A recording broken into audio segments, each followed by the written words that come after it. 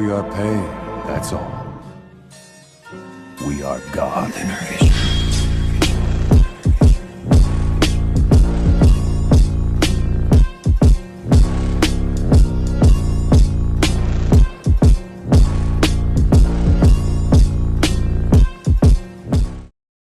Yo guys!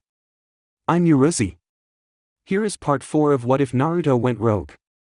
After failing to save Sasuke, Naruto escapes the village.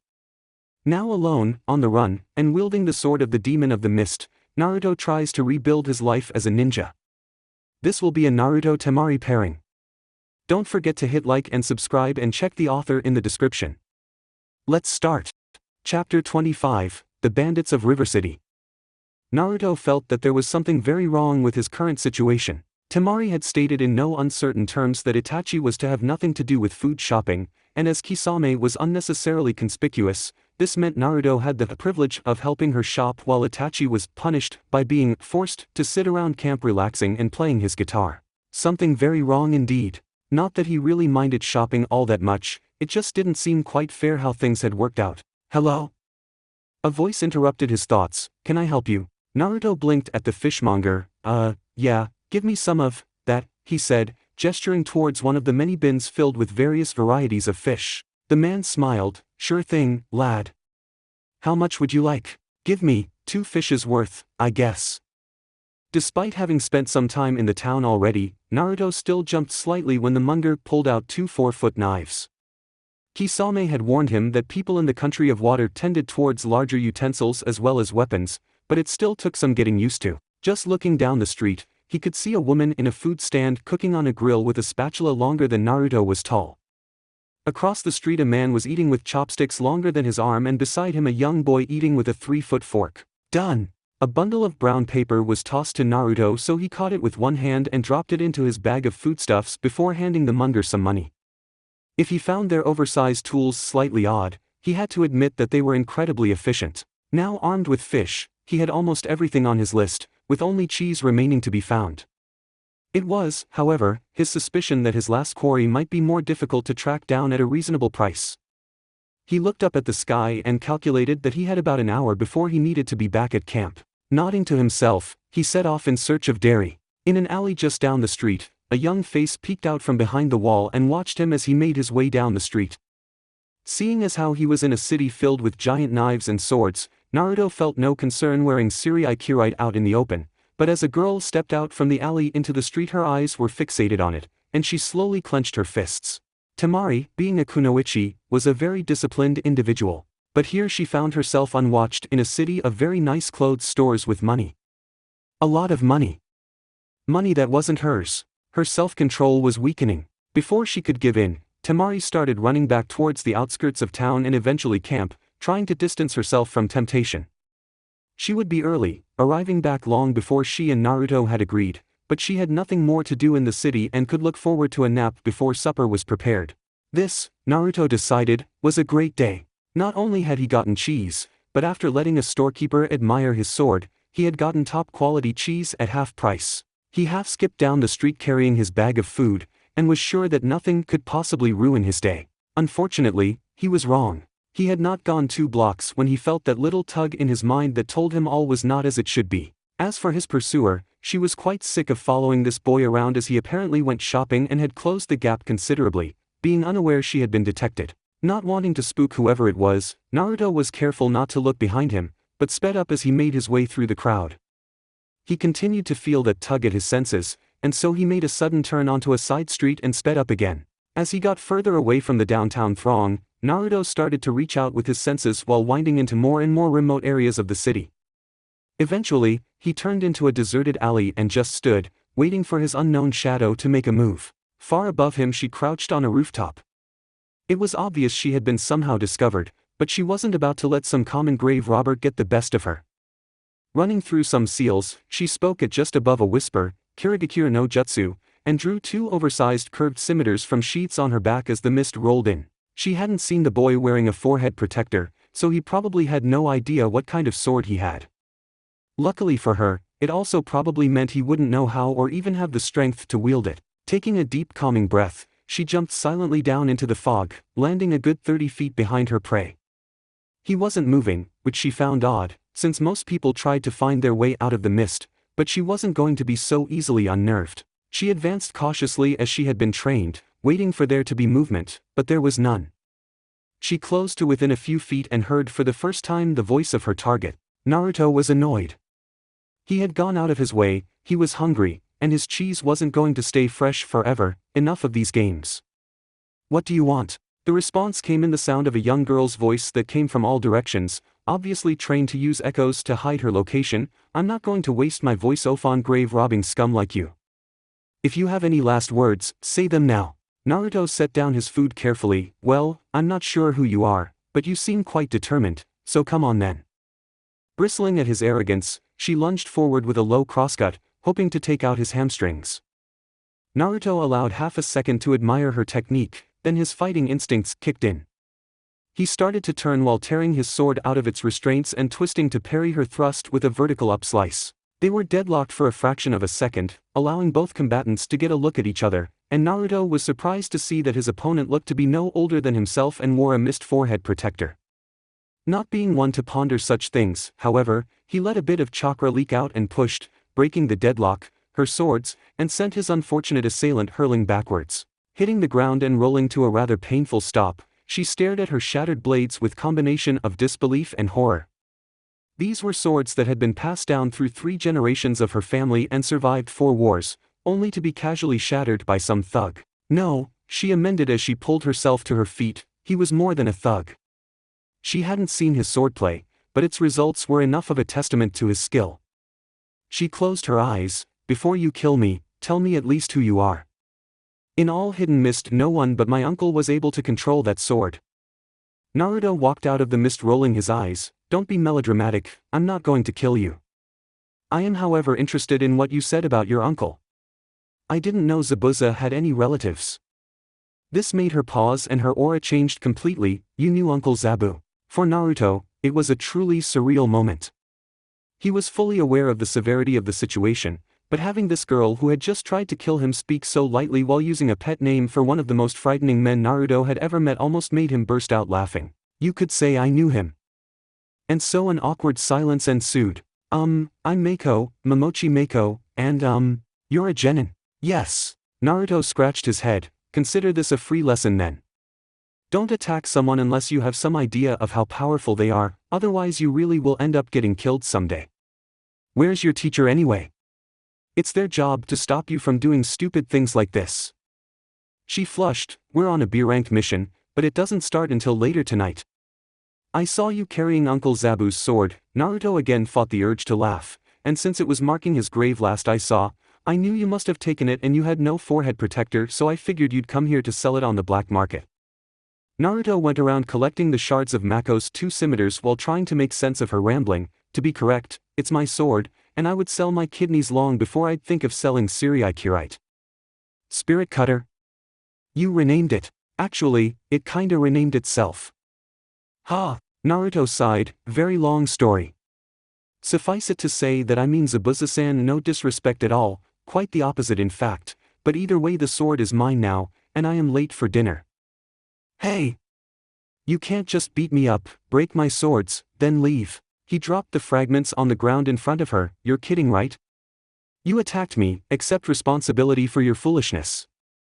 With that, he walked over, picked up his food bag, and started on his way, leaving a still somewhat flabbergasted genin behind him. Hey!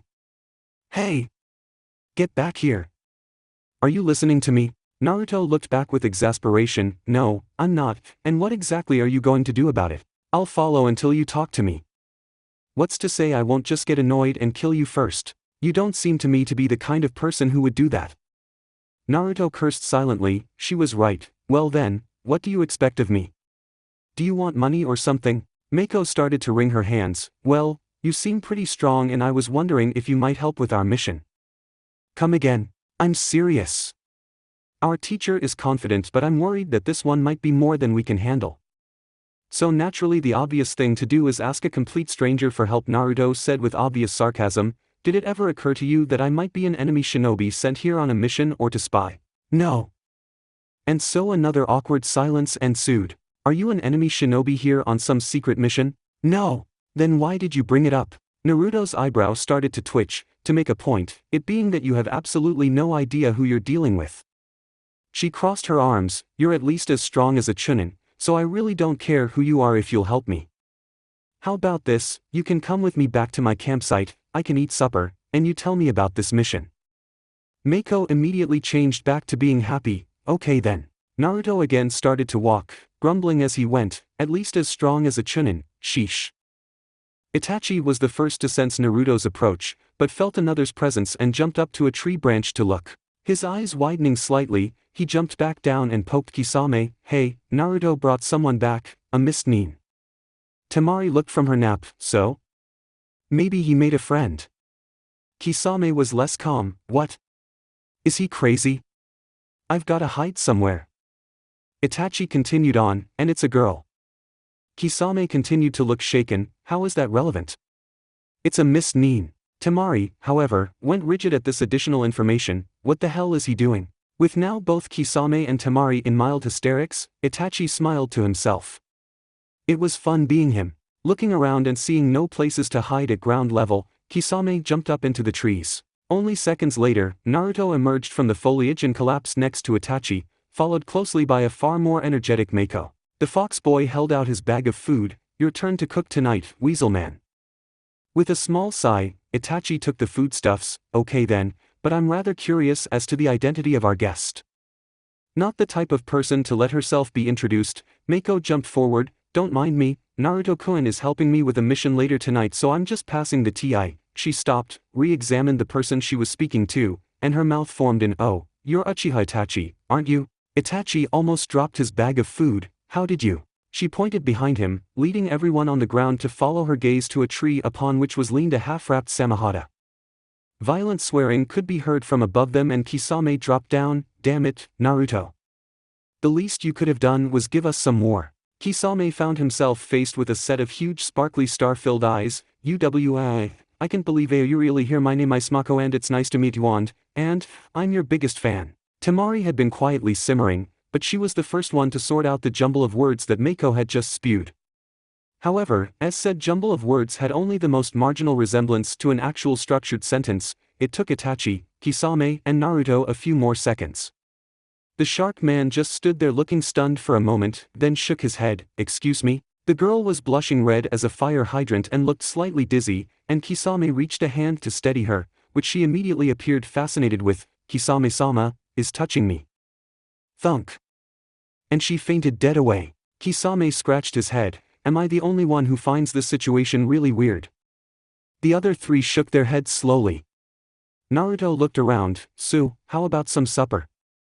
I got good cheese. The smells coming from the tinfoil dinners cooking on the fire were slowly wafting through the air and drawing noses as close to the fire as they could go without being burnt. Naruto stared at what would be his dinner as if it held the secrets of the universe. So, what exactly is this, Itachi? The Uchiha looked up from his rearranging the coals, I took whatever fish that was you bought. Salmon, Kisame interjected. I took Itachi nodded in Kisame's direction, salmon, seasoned the inside with some herbs Temari bought, stuffed them with some of that cheese, spiced the outsides a little bit too, and wrapped them in tinfoil with some carrots and thinly sliced potatoes. Naruto brightened, amazing. It's like something a chef would prepare. Kisame grinned, if you're going to have to make all your meals yourself, they may as well be good ones.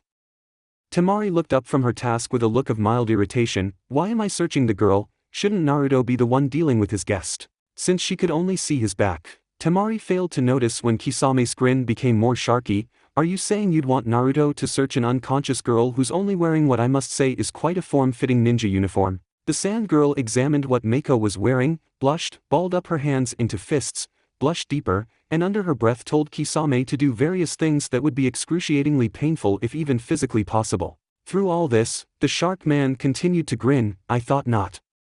And so Temari went about her searching while everyone else stared at the food.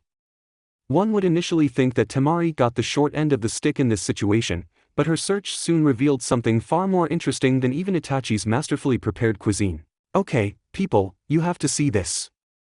Dragging themselves away from the succulent scent of cooking fish, Naruto and Kisame went and looked over Temari's shoulder at what she held in her hand. It was a picture of Kisame torn from what looked to be a bingo book. Someone had drawn a flower border on it.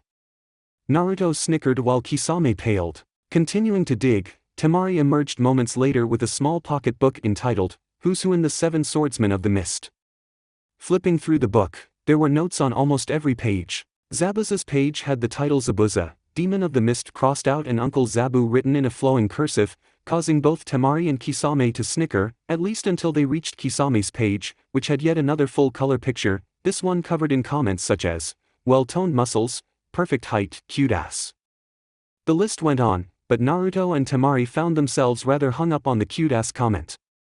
Kisame looked back at the Uchiha tending to the fire pit, leaned over and whispered, I will give you anything to not show Itachi these.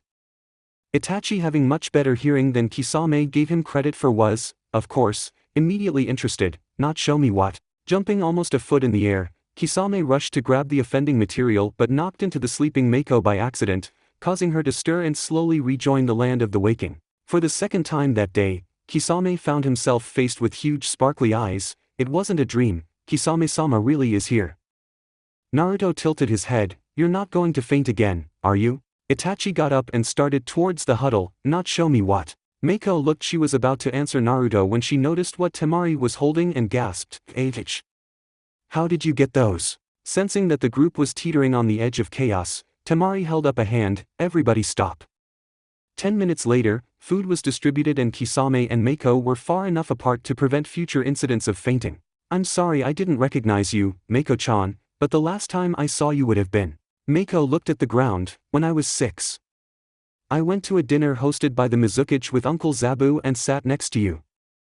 Kisame suddenly laughed. I remember, you were the one who choked on her milk during the Mizukage speech. Listening to the conversation, Itachi and Temari finally caught on.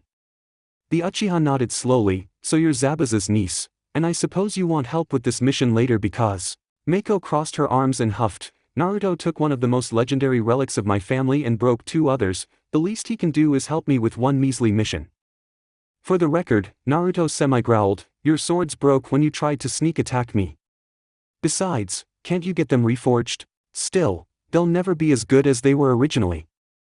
Kisame picked up one of the pieces and examined it. Wrong there, little girl. These are decent weapons, but not extraordinary. Particularly not since Naruto broke them as easily as he did. Even I could do a better job than this if I put my mind to it. Kisame trailed off as he realized from Naruto's facial expression that he had said something rather foolish. Oh no, why not? Naruto inquired. I'll drag Temari along on this mission tonight, leaving you and Itachi with plenty of free time. Yes, but... No buts. Think of it as a chance to pay back an admirer. Naruto smirked, an admirer who thinks you have a cute ass. Mako's face looked like a tomato. I wrote that when I was 10 years old. Can't a girl keep her childhood crushes to herself? So, Naruto, how are Mako's sword skills? Kisame said in an obvious attempt to change the subject. Naruto leaned back and stretched. She's pretty fast, but her actions are as predictable as Itachi's in a candy store. Hearing this, Itachi grabbed some Pocky and started to munch. Someday I'll get you all back for making fun of me. As I was saying, her actions are too predictable. He turned to the Mist Girl. Though you might be happy know that the parry I used on you was one of the ones Kisame taught me, or rather, that he used on me and I learned. It worked as well on me as it did on you, except that my sword is stronger than yours were. Mako started to pout. Still, I got beaten so easily by someone barely older than me.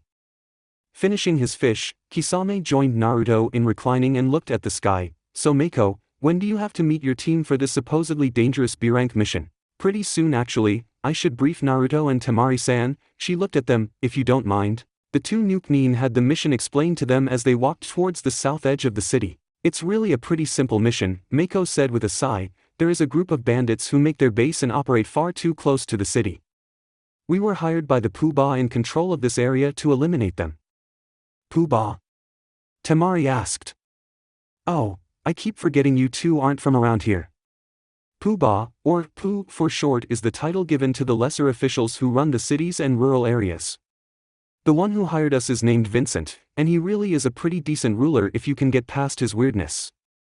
Mako shook her head, but anyway, the band who we were assigned to eliminate has no known shinobi affiliated with it but contains over 70 men and is well armed, trained and equipped, which is why the local guard haven't been able to do anything about them. So essentially, Naruto said, you just want our support in case your team gets in over your heads? Mako smiled, right. I'm still a bit worried, but I'll feel much better if I know you're nearby in case something goes wrong. They stopped as they neared their destination and Mako ran ahead of the other two. I need to go meet my team now, so if you two could take up positions now, that'd be great. It won't be hard to find the bandits, and we'll be there soon. Hopefully, you two will never have to reveal yourselves. With that, the mist girl bounded off into the city. Kisame examined the shattered swords with a frown. Itachi, I hope you're well rested, cause I'm gonna need some of that fire you throw so well. Itachi looked up from his guitar. The Amaterasu is not for forging swords. Don't you know any fire jutsus? None that I can use without the risk of burning the forest down. Controlling fire jutsus isn't something I've ever really practiced. Come to think of it, I haven't really practiced my weapon smithing recently either. Itachi set down his instrument. So really, we're just making it up as we go along? Yeah, pretty much. The Sharingan user let out a slow breath. Okay then, let's get started. Mako stared at her teacher in shock. What? You heard me, he said slowly. After further consideration, your fears have some merit to them, so we're going to hold off the attack and call for another team or two. But, we can't, I mean, the Jounin side, you're the one who suggested it, so don't complain when we follow your advice. Mako fell to her knees. No way. She took a breath and started to mumble to herself. Still, they should be able to handle themselves and they'll soon notice that we're not coming as long as they don't reveal their location. South of the city in the bandit camp, Naruto and Temari sat in a cage. Naruto leaned against the bars. Somehow, I just knew this was going to be one of those days. Well, it's our fault for being detected, we shouldn't have underestimated them. Still, we could have fought back a little. Naruto mumbled, only to be smacked on the head. If we put up any major resistance we would have put them on high alert and made Mako's mission that much more difficult. Besides, this cage is probably more comfortable than wherever else we'd be hiding and as an added bonus, we don't have to worry about being seen. A guard walked over and banged on the bars, knocking Naruto over. Hey! Prisoners who want to stay alive shouldn't talk.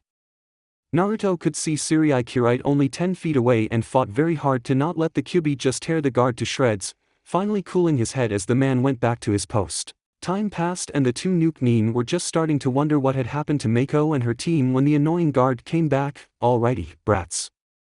The boss said he wants to see you one at a time. The guard looked between them, his eyes settling lecherously on Temari. For the second time that day, Naruto almost killed the bastard, but Temari grabbed his arm firmly and whispered in his ear, I can deal with any situations that come up, so promise you'll control yourself. Naruto gave her a look that suggested he would do no such thing, but again calmed himself down, allowing the guards to handcuff Temari and lead her out of the cage towards a ring of tents where the elite of the bandits lived. She was half pulled along until finally they reached the largest tent of them all and she was pushed inside.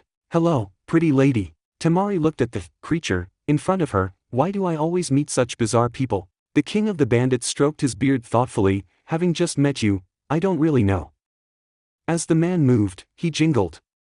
The man's clothes might as well have been made of bells, since his clothes were so covered in them she could barely see any fabric at all. Do you always dress that way? Why yes, I do. I'm just the kind of guy who likes to be noticed. A bandit who likes to be noticed? A bandit king, he corrected her, and for a bandit king, one's reputation is as or more important than one's fighting ability. I suppose. Anyway, you've put me in quite a pickle, your friend and you. I really can't allow you to live after trespassing with such weapons as you had. Temari dropped and sat cross-legged on the floor. From your perspective, I guess that's true. The king nodded resolutely, so I suppose all I can do is ask for your forgiveness for what I must do. I'll at least try to make it quick for you. While he was talking, Temari was starting to think she might have to break free, but she still wanted to give Mako a chance to act. Mr. Bandit King, you could at least let me live a little while, couldn't you? Let me have something good to eat first. The bandit pondered for a moment. Sure, why not? He walked over to the door of the tent and opened it slightly, changing his countenance completely and saying in an exaggeratedly dark voice, fetch me food, worm. I have to entertain our beautiful guest. Closing the tent flap, he smiled uneasily at her. Sorry, but I have to keep up the appearance that I'm doing all kinds of unspeakable things to you, so if you could holler like you're in horrible pain once in a while during dinner I'd really appreciate it. You're planning to kill me later. It's not like particularly I want to, and at least I'm treating you civilly. Temari slowly tuned out the rambling Bandit King as something itched at the back her mind and she suddenly went rigid. Your men think that you're doing, as you said, unspeakable things to me? Oh, yeah. I talk like that, again, to boost my rep. So the news will be traveling around your camp? Well, yeah. Gossip is a bandit's best friend, though I'm slightly sorry that your friend will have to go through thinking about what might be happening to you, but I'll tell him the truth before I kill him so he can rest in peace. Suddenly noticing Temari's unresponsiveness, he leaned toward her. Are you feeling all right? When she looked up at him, the man found himself stunned at how her gaze seemed to pity him, and even more so when she spoke. The men in your band, they're the worst of people, right? The Bandit King was only slightly taken aback. Pretty much. Even I have problems dealing with them sometimes. He nodded to himself. Too many in this profession forget that there should be honor among thieves. Why do you ask? Temari spoke with a soft and solemn voice. These unspeakable things you're supposedly doing to me, Naruto will have heard about them by now. As if cued by her voice, the air was suddenly filled with the sounds of mayhem.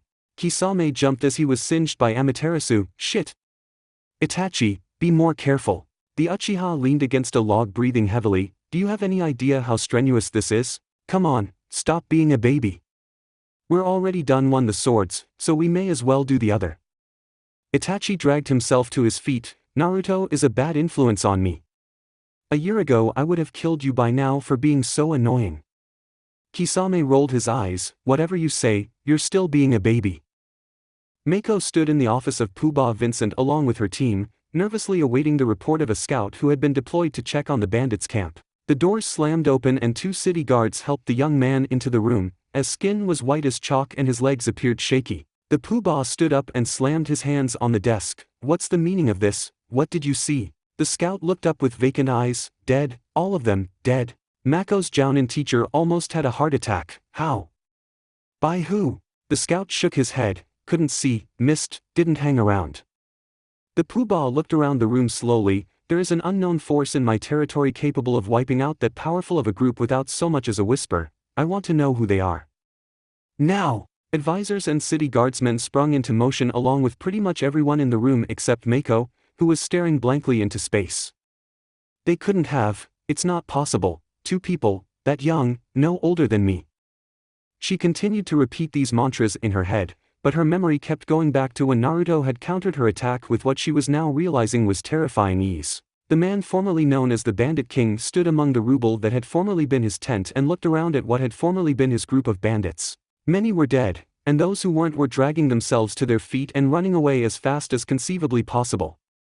The stench of blood was in the air and the occasional groan could be heard, and in the middle of it, sat a girl. Lying down with his head in her lap was a boy, with his eyes closed and his body covered with small cuts and bruises. The man watched them silently, his brain still not quite caught up to the reality surrounding him. As his thoughts slowly lined up in something resembling logical order, he slowly took a few steps towards the pair and noted that the boy appeared to be sleeping, his chest rising and falling slowly. Do you know what you have there? He asked the girl in a quiet voice. A boy was the response. The man turned slowly to get the full picture of his surroundings and then refocused on the pair, one with great power. Yes. He cares about you very much. I hope so. The man considered his surroundings again, then shook his head slowly. I don't think you completely understand what it is that's laying with its head in your lap. The girl looked up at him and laughed softly. That's probably true, but I can do my best to understand him. He must lead a very sad life. Once he did, but I'd like to think his life is improving. The man turned and started to slowly walk away when he suddenly stopped. You have there a person there who would wipe out a city to make you happy. There was silence for a moment as the man considered his next words. You need to guard your emotions and take responsibility for all your actions, or someday he might. The girl watched as the man walked away, his bells jingling softly, slowly disappearing until he could no longer be seen. She looked up at the sky and rested her hand on the boy's forehead, stroking his hair softly as he slept among the dead. Late that night, Mako slowly found her way back to where Itachi and Kisame sat packing. Kisame looked up as she approached. Have you seen Naruto and Temari? The mist girl eyes filled with tears. I'm sorry. My teacher decided to postpone the mission and then the bandit camp was destroyed and no one knows what happened, and. Kisame was about to reach forward to hold her shoulder, but remembered a certain fainting incident and his hands formed sign language. Itachi! You should comfort her. The Uchiha signed in response. Why me? I don't do the comforting thing. Well, I can't touch her. Too bad then. Kisame gave up and tried to just talk her through it. You worry too much, those two can handle anything the world can throw at them. Then the shark man grinned and reached into his bag, and, we finished your swords. Nothing near the quality of my brother's work, but hey, still not bad. Like magic, the girl forgot about her concerns and snatched the swords, hand forged by Kisame-sama himself. Her eyes again became starry. I'll cherish them forever. The shark man's sweat dropped. Itachi helped some too. The still chakra drained Itachi's glare bored into the back of Kisame's head. Okay, maybe Itachi helped a lot. Mako stopped her cuddling of her new swords for 1 minute and dug through her pocket, withdrawing a business card. Our mission was completed, but we're getting no payment since we didn't do anything. Here's the card of the Pooh-Bah, and if you guys are subtle, he might pay you a little money under the table. Itachi took the card. Okay, thanks, I guess. Kisame rubbed his head. You're not going to tell anyone I'm back in the country of water, are you? 'Cause that would really be a pain. And Mako looked horrified at the very prospect, but then smiled at him. I'm loyal to my village, but I'm also loyal to my idols, and I don't think the two have to be mutually exclusive. Kisame smirked. Don't get killed, brat. I won't. And tell Naruto my uncle would be proud to have someone of such skill hold his sword. She turned and ran back towards the city, bringing her hand up to her face to hide the beginnings of tears. The two watched until she was out of earshot, then Itachi suddenly looked shifty-eyed. Are you going to tell Naruto what she said? Kisame snorted. Hell no, the kid doesn't need a bigger ego than he already has. I think you're jealous. Shut up, Itachi. Naruto took a deep breath and jumped, falling straight down for 10 feet or so and hitting the water with a violent splash. He felt his muscles lose some of their tension and opened his eyes to see the water around him turn red from the blood on his body and on the stained clothes he still wore. Or rather, what was left of the clothes he still wore. Standing above him on the cliff, Temari's humility and desire to be clean were having a fierce battle, but one that her humility was destined to lose. Diving into the water with significantly more grace than Naruto had done, she burst out of it giddily. Hee, so much water, water everywhere. Naruto looked at her strangely. Well, we are in the country of water, so one would assume that there would be a lot of water here. There is probably more water in this lake than there was within 100 miles of hidden sand, so I'm allowed to enjoy it. Ignoring her excessive enjoyment of the water, Naruto started to examine his various wounds, and Temari noticed him doing so. How'd you get so beat up, anyway? It's not like you. Naruto poked at his cut and bruises. For the first little while, I was fighting armed soldiers with just my. He looked down at his hands, claws. Why didn't you grab your sword? It was right there next to the cage. I wasn't really thinking straight at the time. At that point, his face was unreadable, but she heard something in his voice that sent a shiver down her spine. She sunk lower into the water and looked away. I told you I could handle myself. Why didn't you trust me? I trusted you to act when you thought the situation was getting out of hand. I acted when the guard told me that the Bandit King liked to have his dinner while forcing female prisoners to do a striptease, which was when I viewed the situation as being out of hand. Still, in my defense, with the exception of our guard, whom I took great pleasure in killing, I didn't hurt anyone who didn't attack me first. In actual fact, despite the mess I made of the camp, more people escaped than died, and if placed in the situation again, I would do exactly the same as I did the first time. Temari tensed as the Bandit King's words echoed in her mind. You have there a person there who would wipe out a city to make you happy. Unfortunately, her tension caused her muscles to cramp, the immediate and obvious result of this being her sinking like a rock. And anyway, Temari. Naruto looked behind him. Temari? Hello? 2.5 minutes later. Naruto did a backstroke. You really do like the water, don't you? Catching her breath in the shallows, Temari glared. Haha, very funny. Well, I thought so. Naruto relaxed and started to float on his back in the water. Temari, do you ever wonder what it would be like to be normal? How do you mean? You know, normal. Learn math and language at school rather than killing techniques. Work at jobs rather than go on missions, that kind of thing. No, not really. Though it seems obvious you have. Sometimes I do, and I try to imagine people around me as well. What would Itachi be like if he had never been given a kunai? Would he have become a scientist? Or maybe a banker? Would Kisame have become a swordsmith, or would he have become something like a teacher? Temari laughed lightly. You really think about things like that? Do you remember when we first met? Not when we first saw each other, but when we met. If you're referring to when you used a potent psychological attack on me, knocked me out and tied me up, then yes, I do. Now see, whether or not you ever think about it, you score much better than average when it comes to looks, and so I like to imagine that if we lived regular lives and I had just seen you walking down the street, I would think, hey, that's a cute girl, as compared to, crap, she's seen my face but I can't kill her, which is what I actually thought that day as you blasted away my concealing mist. Temari was yet again blushing while cursing herself for being embarrassed over such a simple compliment. Why would that be so different? Well, we would be able to do normal things.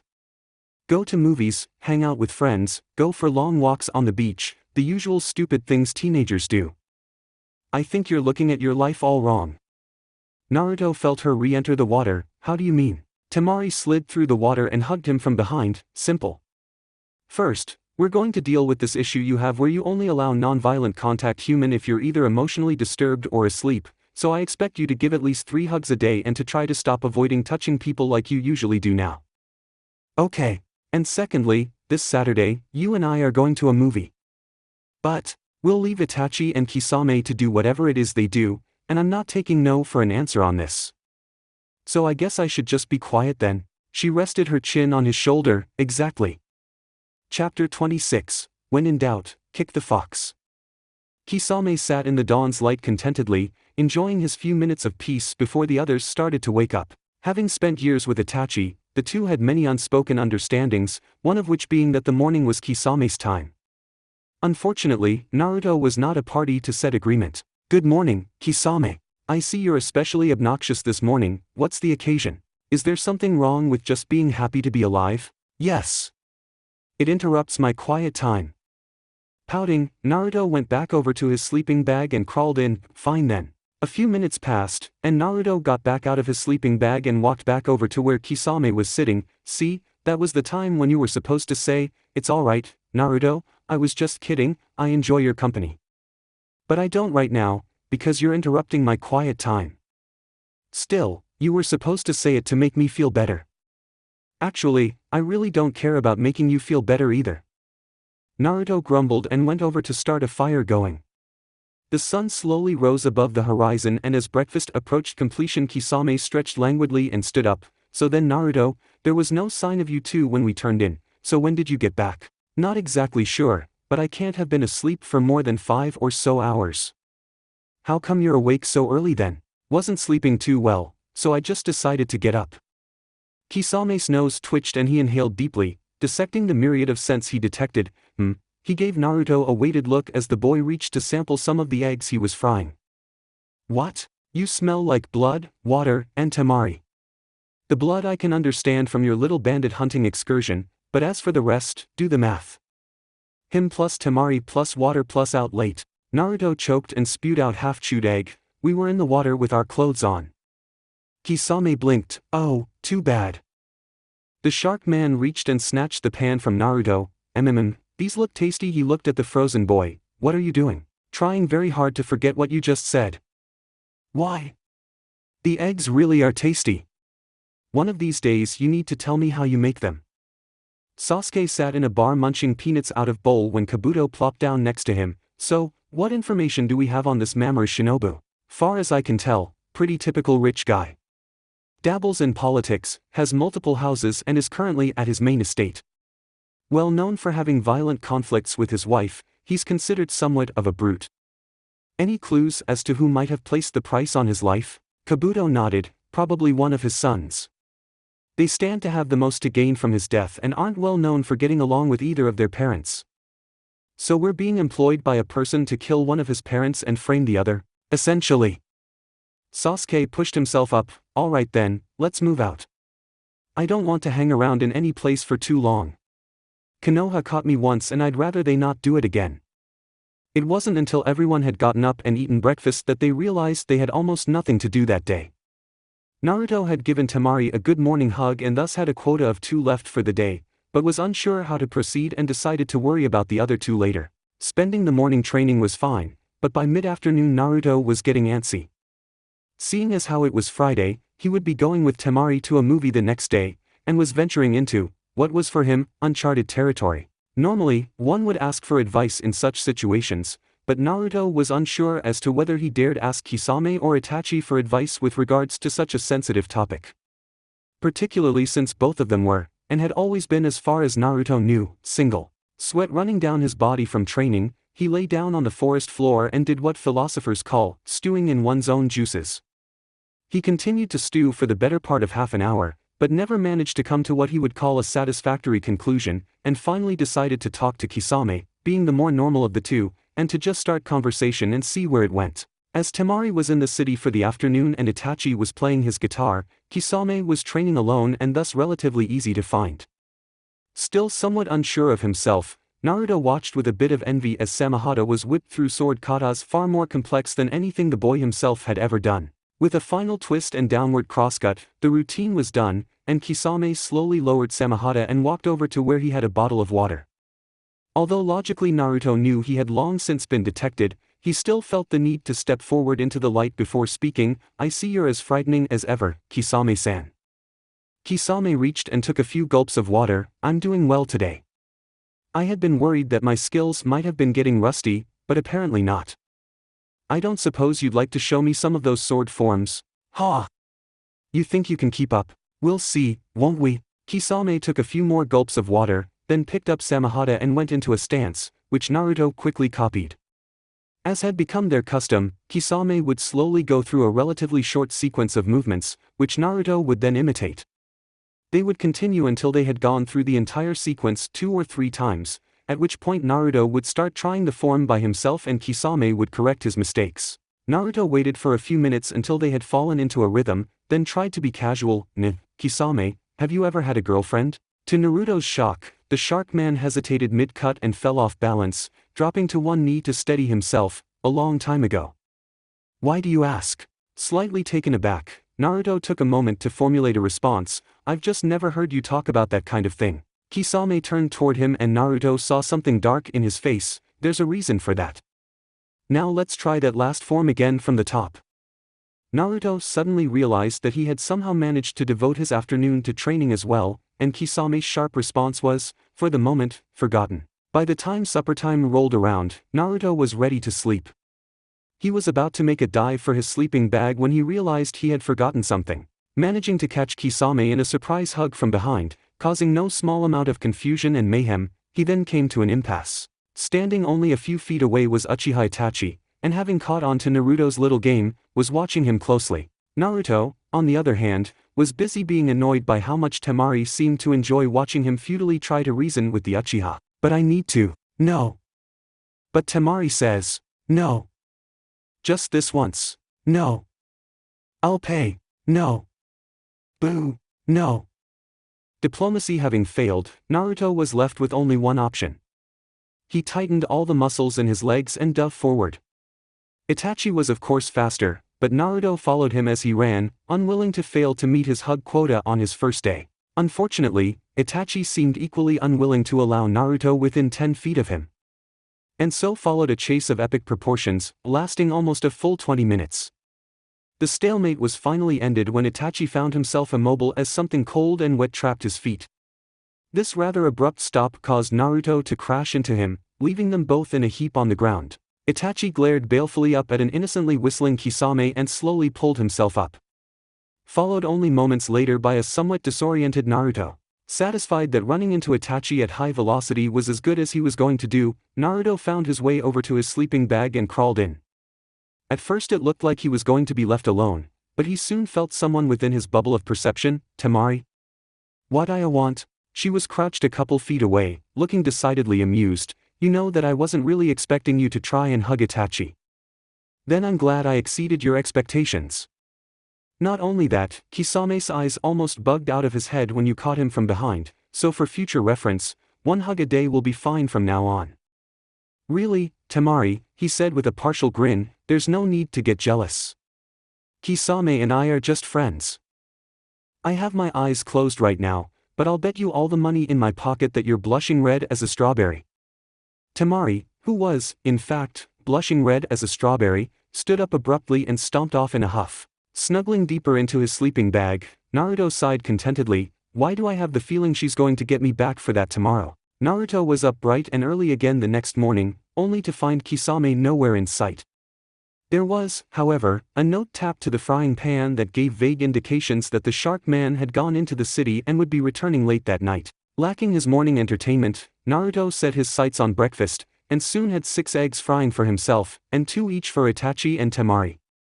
His eggs were soon a thing of the past, and yet Naruto was still the only one awake. Left to his own devices, he began to again stew. Kisame had been no help at all, and as Naruto didn't even want to think about talking to Itachi about relationships, the man had, after all, killed his entire family, he was left with only one option.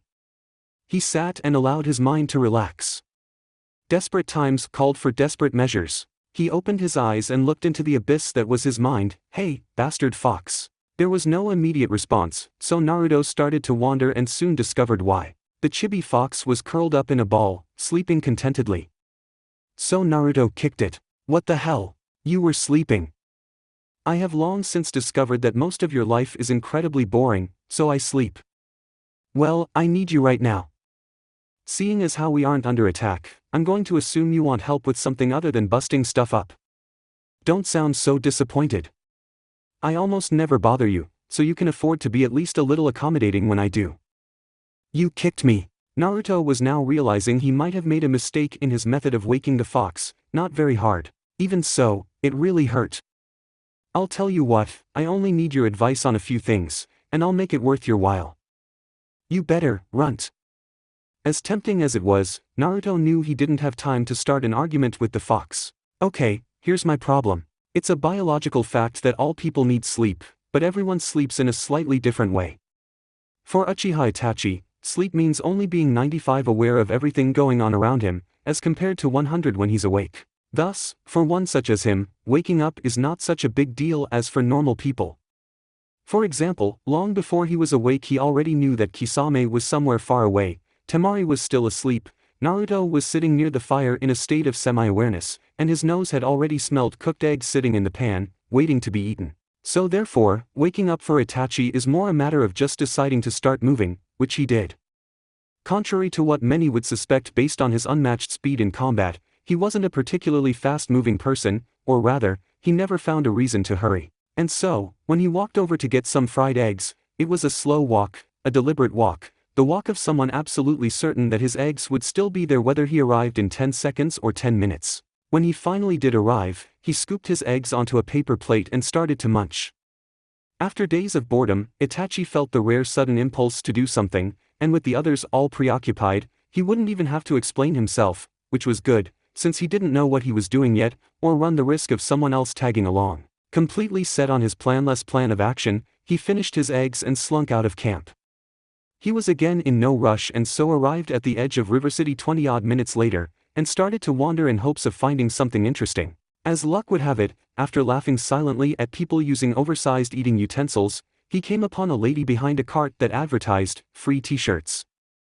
Now although not a person who wore t-shirts, Itachi found himself unable, as many people are, to pass up a chance at getting free stuff. Excuse me, miss, I'd like a shirt. That's fine young man, but you have to complete a short survey. Itachi's eyes narrowed. Your sign says nothing about a survey. Yes, but I assure you it won't take long, and it will help my company improve our services. The lady emphasized this with a fake sugary smile. The Uchiha mentally weighed the time it would take to complete the survey against how much he wanted the t-shirt and against how much mayhem it would cause if he just pinned the old lady to the wall with a kunai and took the shirt. I will take your survey. Excellent. The fake sugary smile got wider. Here you go. Taking the document, Itachi momentarily reconsidered the pin old lady to wall, steal shirt and run method, but resigned himself to his fate, since he was too lazy right then to want to bother escaping authorities. He sat down in a cafe next door and examined the survey he was to complete. Name? Uchiha Itachi. Occupation?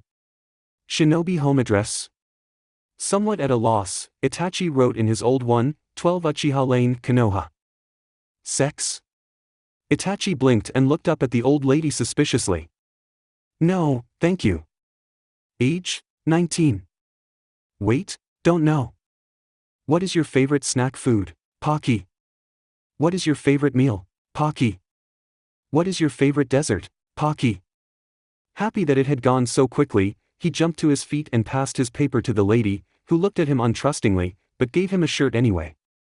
Quite satisfied with his first accomplishment, Itachi set off in search of other things to amuse him. Mumbling to herself, Temari rolled over as the sunlight tried with all its might to invade her eyes.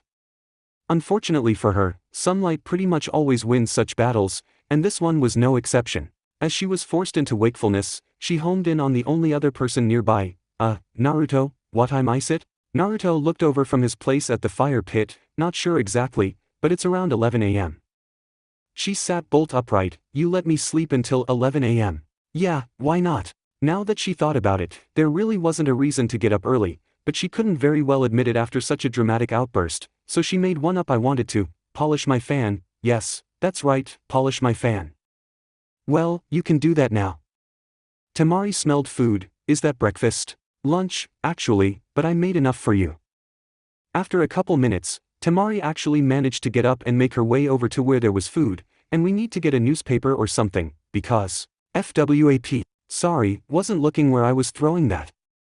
Temari picked up the newspaper from where it had landed after bouncing off her head and flipped to the entertainment section. So, we have Jaws 10th Anniversary Edition, My Neighbor Totoro, Rocky 17, a bunch of dumb superhero movies, and Harry Potter meets Godzilla. I'm assuming that one is pretty short. She skimmed through the synopsis. No, it's not. Apparently the main characters talk for almost 2 hours about their various angsty lives, so when the big lizard finally does come and crush them into a bloody mess, everyone is glad they're dead and leaves the movie contented. Ah, these movie makers are clever. Anyway, I'm for going to Jaws, since I've never seen it. Naruto sighed as he served the food. I've seen a total of 5 movies in my life, so I'm good for anything. Temari noticed what it was she had been handed. What is this stuff? Pan-fried spam and instant rice. That sounds weird. Try it first, then comment. To Temari's great surprise, the spam and rice was quite good, so she and Naruto spent the next while focused primarily on eating. It wasn't until her food was almost completely gone that she noticed it was suspiciously quiet. Where are the 2 fruitcakes? Naruto shrugged. Out, I guess. Neither really specified what they were doing. All the better for us then. Having those 2 always around gets a bit tiresome. Maybe, but they've been invaluable to me as friends. I would have been dead months ago if not for those 2. Temari ate her last bit of lunch and threw her plate into the fire. Still, Naruto pushed the log he had been sitting on out of the way and laid down on the grass. Yeah, I know what you mean. Besides, you wanted a fruitcake-free day, and today we have one. Not quite, there's still one left. Laughing and moving over to sit closer to him, Temari suddenly had her legs kicked out from under her and fell forward, landing on Naruto with a dull thump. Naruto managed to hide his amusement behind nonchalance. You said I needed to work on human contact. Deciding that 2 could most certainly play this game, Temari pushed herself up but only adjusted her position slightly, so she was next to him instead of on top of him with her arm draped across his chest and her head on his shoulder. This is kinda comfy. Naruto had not expected that. His moment of confidence fizzling like a cheap firework, anxiety rolled over him in waves. Feeling him tense, Temari just pulled herself closer. What is it with you? People never touch me, Naruto mumbled. That's just the way it's always been. Wait a second, didn't you live in some kind of foster home in your early life? Yeah. They changed my diapers with tongs and bathed me by holding me by my arm and dunking me in soapy water. Most people in Konoha would have rather cut off their own hands than touch my stomach. I don't even know what that is, I can't even imagine. He didn't respond at first, as he was waiting for his nerves to calm. When they finally did, Naruto reached around and pulled her body flush against his. Don't worry about it, he said with a grin, and sounding only slightly strained. Of all the things I've had to get used to in my life, this is one of the better ones. The silence was tense at first, but passed through the stages of being awkward, normal, peaceful, and finally became a comfortable silence. Neither paid much attention to the passage of time. and Naruto soon started to doze off in the afternoon sun. Chapter 27, Stop Being a Weenie. Well. Naruto's mind, deeply in sleep though it was, reacted to those words like a cold bucket of water, but he kept his eyes shut tight and spoke softly, "Hello Itachi, when did you get back?" "Oh, just now." Naruto could hear the amusement dripping from his voice. "You two certainly look cozy." "What time is it?" "Just past 3. Naruto groaned and slowly started to move, which of course immediately woke Temari. The two were back on their feet in seconds and, after a few yawns, fully awake. Naruto stretched and then suddenly noticed something odd. "What's with all that crap you have, Itachi?" The Uchiha was holding numerous boxes of many sizes, all filled with stuff. "That's why I'm here, I got tired of carrying all this around." Rubbing the sleep out of her eyes, Temari leaned forward. "But what is it all?" "I managed to get some free stuff from just walking around, then found an underground casino. I kept playing and kept winning, but decided to stop half an hour ago since I had almost more than I could carry. I plan to go back there now that I've dropped this stuff off." "Oh." With a wave, Itachi vanished. "Well," Temari said bluntly, "that was rather embarrassing. Could have been much worse." "How do you mean?" "It could have been Kisame that found us like that." Temari opened her mouth to argue, then closed it again and thought about it. "Okay, you have a point there." "Actually," Naruto said, "it's probably a pretty good thing Itachi dropped by, or we might have been late for the movie." "Nah, we have half an hour yet." Naruto looked at her curiously. "How come you fell asleep, anyway? You had just woken up." "Well, actually," she said hesitantly, "you fell asleep a while before me." "Then what were you doing all that time?" "Nothing." Crickets chirped in the background. "Really?" "Yes, really. More crickets. If you say so." With that, Naruto went over to clean up the forgotten lunch dishes, but Temari suddenly spoke really quickly. "Okay, I'll admit it. I noticed something while you were asleep that seemed strange, and it's been bugging me ever since." "How come you don't have any scars?" Naruto stopped and looked at her. "Huh? Scars?" She held out her arm to illustrate. "All shinobi get hit sometimes and so most are covered in scars, even Itachi has some, but not you." "Why?" Answering this question required Naruto to dredge up the memory of a conversation he had had with the Kyuubi some time ago. "Because I don't heal, I regenerate." "I know you heal fast, but there should still be a scar." "No," Naruto corrected her, "healing and regenerating are two completely different things. Healing is when your body replaces destroyed or damaged tissue with new tissue. Regenerating is when your body replaces damaged tissue with the same tissue." What? It's hard to explain to some who can't do it." Naruto pondered and was suddenly struck by inspiration. "Okay, you and Kankuro are siblings, right?" "Yes. But you're not the exact same. The two of you have the same parents, but there are many differences between the two of you. That's how healing is. The new flesh is similar to the old, but not quite the exact same. Now regenerating on the other hand could be compared to a set of identical twins. Not only do they have the same parents, they are physically identical in every way. So then when you get hurt, your body replaces the material with flesh completely identical to what was damaged." "Exactly. Regenerating isn't very common, since it's pretty much a demon thing, but theoretically, I could even regenerate whole limbs with enough time and chakra." Temari was silent for a moment. "So you could get a tattoo, and then when you were sick of it, cut off your arm, grow a new one, and get a different tattoo?" Naruto's sweat dropped. "Yes. Their movie was on at 4:15, so they left camp at about 3:30. Before they left, Naruto went over everything the Kyuubi had told him. /flashback/. "Okay brat, since you seem too serious about this, you'll have to follow a few basic rules." "No problem, give them to me straight." "You're going to have to not be an idiot. You often don't remember to do things like think before you speak." "Fine then, but let's try to avoid the personal insults from now on, shall we? Technically, you're going on a date with a coworker, so the same rules apply. No discussing anything shinobi-like and no bringing weapons." "But, what if Temari brings her weapons?" "She won't." "But, she won't." "But, good God, she won't bring any weapons." "How can you be so sure? You live as long as me, you learn a few things.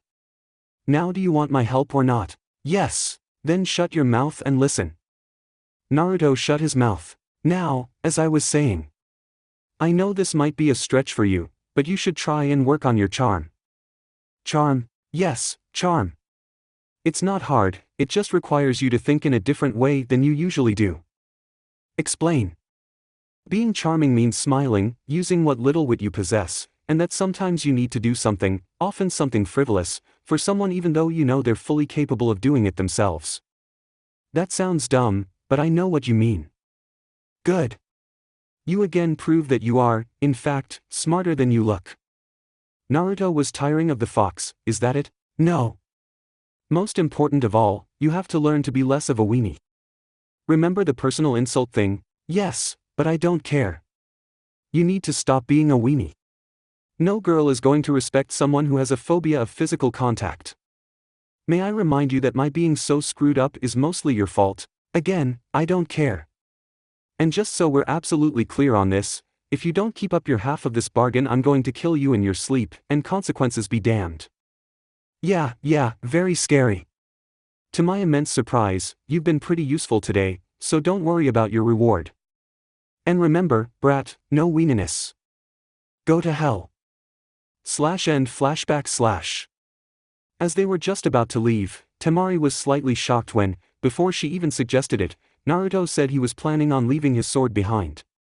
She was again surprised when he suggested they walk instead on run, and doubly so when he asked to hold her hand. By the time they actually reached the theater, she was starting to wonder whether this was really Naruto. They arrived with plenty of time, but wanted good seats, so Naruto gave Temari money to buy snacks while he got tickets. Temari considered her many snack options and turned to the greasy man behind the counter. Large popcorn please, and 2 root beers. The man wiped his greasy hands on his greasy shirt and grabbed the popcorn scoop. What are you going to? Jaws, since it's supposed to be really good. It is, but you might find it a bit strange today. Curious, Temari grabbed her popcorn. How? Well, this strange bluish guy came in this morning and bought tickets to every single showing today. Even weirder than that, the guy always cheers for the shark, rather loudly I might add. A couple people have even left the theater because he disturbed them so much. Going white, Temari bolted to where Naruto was just about to buy tickets. Naruto. Changed my mind, let's go to. She looked quickly to see what else was on right then. Harry Potter meets Godzilla. Naruto blinked. Okay then, no problem. 2 hours of melodrama later / Naruto and Temari walked out of the theater in a kind of daze. Well, Naruto said dryly, I was right about those movie makers being clever. By the time Godzilla showed up, I was ready to rip into those whiny wizards myself. Well, it certainly was an experience. Speaking of which, Naruto suddenly asked curiously, how come you didn't want to go to Jaws? I heard a rumor that someone strange was in the theater and was causing problems. Well, I guess we'll need to see Jaws some other time. You hungry? Yeah, kinda, Temari said a bit self-consciously, having hoped that her rumbling stomach hadn't been loud enough to hear. So what do you feel like eating then? I don't know, why not find a seafood place? We are in water country after all. Sure, though I can't imagine seafood can get better than that fish Itachi made. That's because you've eaten nothing but junk your whole life. Hey, instant ramen is good. Temari rolled her eyes. Instant ramen barely qualifies as food. Fine then, you pick where we eat and then we'll see if I think it's better. Deciding to humor him, Temari found a convenience store and grabbed a tourism book, passing the man behind the counter a few coins. Going back outside to where Naruto was waiting, she brandished the book like a weapon. You better prepare yourself, because today your concept of food will be blown away. Sasuke wandered back and forth in his hotel room nervously, his dinner long since forgotten. He tensed when felt someone at the door, but calmed when Kabuto slid quietly into the room. Any sign? No, Sasuke-sama. There don't appear to be any cloud nine in the city. Fine, but this will be the last night we spend in town. How did your intel gathering go? Anything new? Not really, this Mamoru is a tough customer. All his ex-employees are so afraid of him that I couldn't get so much as the name of his wife out of them. This probably goes without saying, but you were discreet in your questioning, I hope. Of course, not a one of them suspects I was anything more than a nosy reporter. Dropping onto his bed, Sasuke stared vacantly at the ceiling. So, we're going to just have to go to the estate ourselves and see what we can find out. Looks that way, Sasuke-sama. What did I tell you about doing that? Doing what, Sasuke-sama? Adding Sasuke-sama to the end of your sentences. I thought I told you to stop that. You did, Sasuke-sama. Then why haven't you stopped? It would be too disrespectful, Sasuke-sama. Okay, now you're just doing it to annoy me. I would never, Sasuke-sama. I can't even imagine going out of my way to annoy you, Sasuke-sama. Don't you know that, Sasuke-sama? Sasuke shifted his gaze to Kabuto. See, the thing is, I can't tell if you're being serious or not. Why would I not be being serious, Sasuke-sama? Never mind. Naruto looked at the restaurant Temari had chosen with a detached sense of awe. You plan to eat here? Yeah, why not? It's so fancy. It's a sushi restaurant, Naruto. There's nothing fancy about sushi. I've never been to a place like this before. Which is why we're going, now come on. Sitting down, Naruto grabbed his menu and began to read with fervor, while Temari casually glanced through hers. Once their order finally was taken, Naruto almost collapsed. Man, it was really hard to decide. Only because you acted like the fate of the world depended on what you ordered. I had to be sure I made the right decision. You do realize that if you really wanted to, we could come here again tomorrow. Actually, he hadn't realized that. Feeling foolish, Naruto searched for a subject change. I was pondering something earlier. Why do people think movies make good dates, anyway? Because they don't require any interaction. But doesn't that eliminate the purpose of going on a date? Yes. But people like nice passive activities since they eliminate the need for such inconveniencing things as conversation. Are most people really that shallow? Temari shrugged. It's just human nature. Remember the first girl you had a crush on? If you think back to it now, what was the crush based on? Naruto hung his head, point taken. It was while Naruto was looking at the ground dejectedly that he suddenly felt something tickle his senses.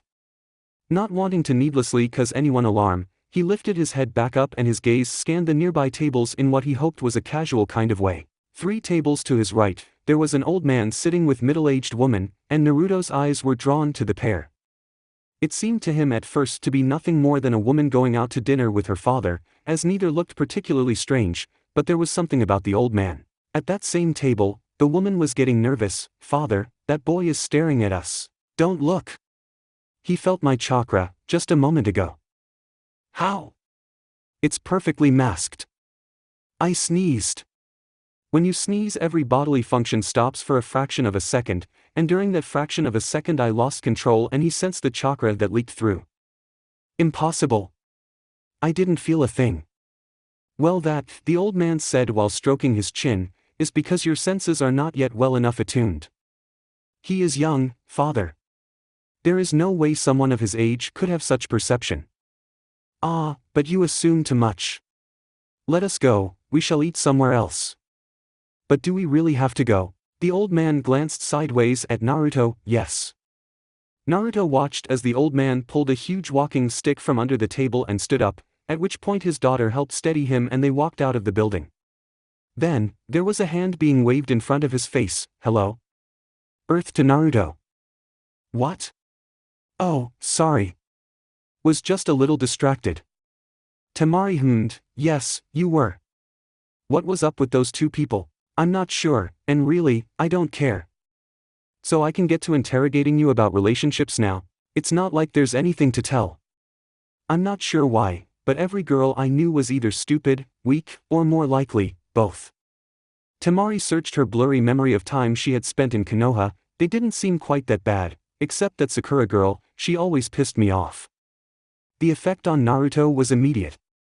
His muscles tightened, his pupils narrowed, and he half snarled, I'm not even going to think about her. Even bastard Sasuke worked and improved himself, but Sakura has never been anything more than pathetic. Even worse, she uses cruelty to mask her own uselessness. She sounds like a bitch. Yeah, that's about right. She was one of the main reasons I left the stupid village in the first place. That, however, Temari said with a smirk, is most definitely her loss. The old man walked down the street with a sense of urgency, his daughter trailing behind. Growing impatient with his lack of explanation, she grabbed his arm. Geez, Dad. What's going on? We're going to see the Poobah. What? Why? Because, I think that boy might be far more than he seems, and if anyone in this city would know about any powerful shinobi in the area, it would be the Poobah. Setting a brutal pace, he burst into the city's central tower only minutes later, making the lady at the desk jump. "Can I help you, sir?"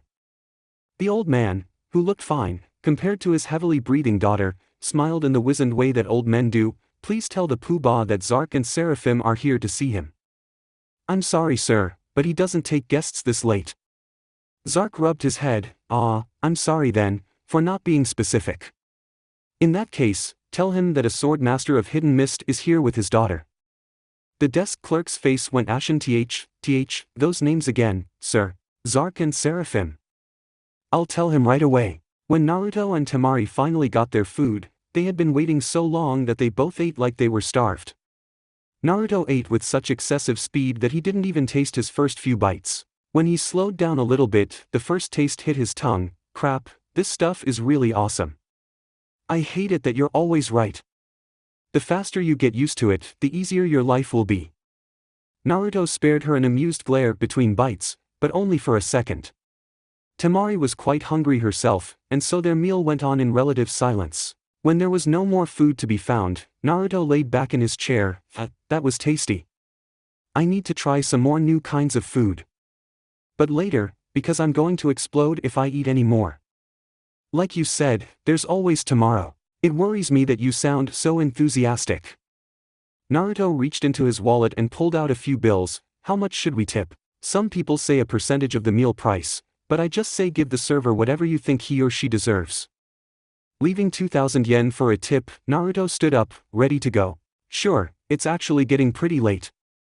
As they left the building, Naruto suddenly realized Temari was right. The sun had already set. The night made the walk back seem surreal, as the only light came from flickering streetlights and a sliver of the moon. They turned a corner and were suddenly hit by a cold wind, causing Temari to shiver. "How come you never seem bothered by the elements? Aren't you just full of questions today? Once I get a chance to examine you, I notice all this neat stuff and then I get curious." She pointed at where their hands were interlocked. "My hand is cold, but yours is warm despite the wind and the low air temperature. I don't know exactly how my body does it, but my temperature almost never changes. It has something to do with my chakra system and body composition, both of which are different than, say, yours." "What did you do to yourself, anyway? Forced near-lethal amounts of demonic chakra through my system." "I knew you were crazy, but that might be a record." "Nah, it's worked out pretty well for me in the end. As well as being, as you put it, neat, there are major advantages to having a body like mine, and even now I'm not even sure I've figured all of them out yet." Temari suddenly grabbed his arm and hugged it to her chest. "Okay then, I'm borrowing some of your body heat." Even as most of Naruto was getting nervous, a little voice in his head repeated "weenie, weenie, weenie," and he willed himself to calm down.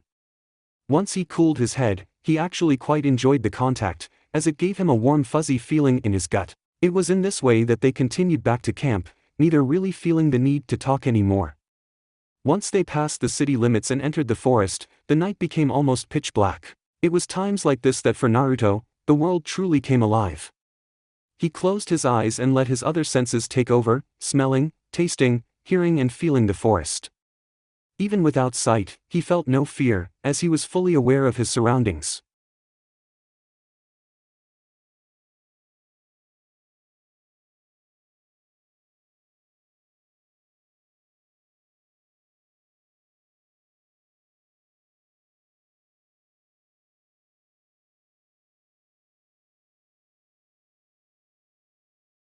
It was nice, he mused, to use his advanced senses to just enjoy his surroundings. He could hear Temari's heartbeat, the scratching of small animals, and the rustling of leaves as if amplified by hundreds of small hidden microphones. It was not, he mused a moment later, the most emotional or dramatic simile, but it was accurate. They stopped about a half-mile from camp and Temari seemed annoyed about something. Not wanting to cause trouble, Naruto remained quiet until she spoke. "We have a dilemma." "What kind of dilemma?" "See, often the success of a date can be determined by whether the guy offers to walk the girl home/to her door. We live in the same place." "Exactly. And this is a dilemma." "Yes, it is." Looking down at her slightly pouting face in the moonlight, a maelstrom slowly brewed in Naruto's belly. He wanted more than anything to go for it, but his body was frozen. "Weenie." In that one moment, his inhibitions were shattered. Pivoting on his right foot, he wrapped his free arm around her waist and kissed her with everything he had.